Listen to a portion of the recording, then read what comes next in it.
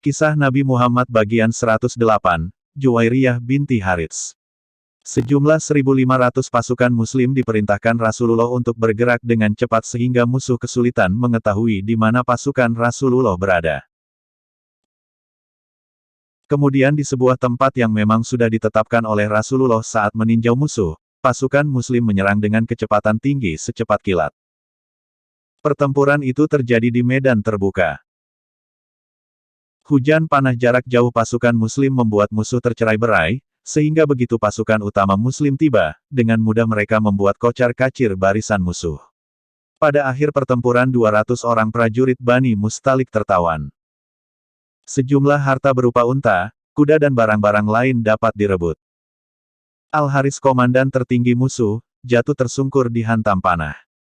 Putrinya ikut menjadi tawanan. Para tawanan dan harta dibagi-bagikan kepada pasukan. Putri Al-Haris bernama Barah menjadi bagian seorang muslim yang miskin. Muslim ini menghendaki keluarga Barah menebusnya dengan harta. Namun Barah sudah tidak mempunyai apa-apa lagi. Karena itu, Barah menemui Rasulullah dan mengadu, "Saya adalah putri Al-Haris pemimpin Bani Mustalik.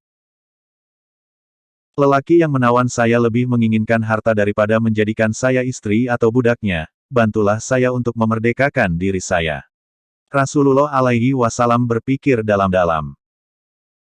Apabila Barah dibebaskan dan kembali ke tengah kaumnya, ia sangat mungkin akan membangkitkan kaumnya untuk membalas kekalahan mereka.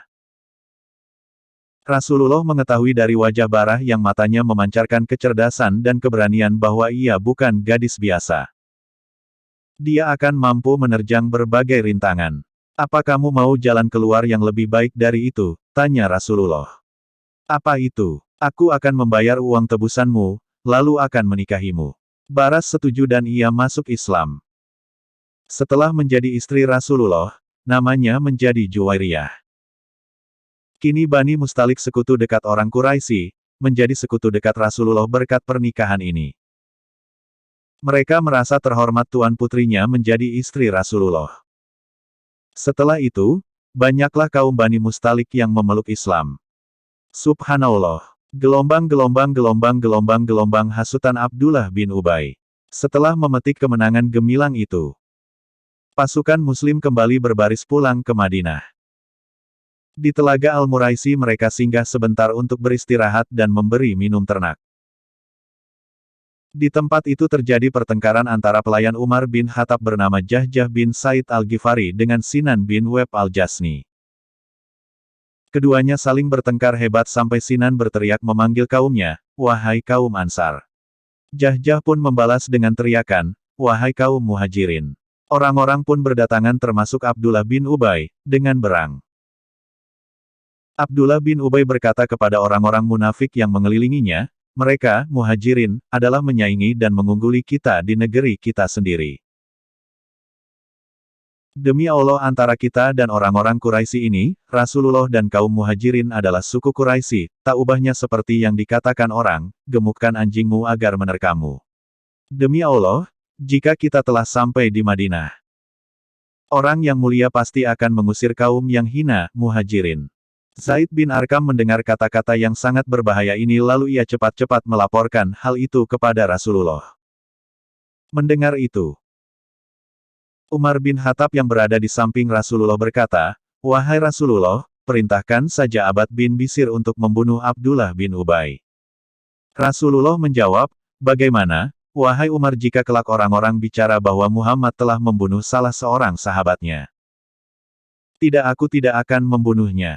Seketika itu juga Rasulullah mengeluarkan perintah agar kaum muslimin segera berangkat. Walau dengan keheranan karena belum cukup beristirahat pada hari sepanas itu, kaum muslimin segera mengikuti perintah Rasulullah. Hari itu Rasulullah dan kaum muslimin berjalan terus melampaui malam sampai keesokan harinya. Ketika Rasulullah memerintahkan pasukannya berhenti untuk beristirahat, semua orang jatuh tertidur karena begitu lelah. Rasulullah sengaja mengajak pasukannya berjalan terus sehari semalam agar kelelahan. Ini akan membuat semua orang melupakan hasutan Abdullah bin Ubay yang mengatakan bahwa nanti di Madinah orang Ansar akan mengusir kaum Muhajirin. Gelombang Surat Al-Munafikun. Saat itu turunlah surat Al-Munafikun. Mereka berkata, sesungguhnya jika kita telah kembali ke Madinah, benar-benar orang yang kuat akan mengusir orang-orang yang lemah daripadanya.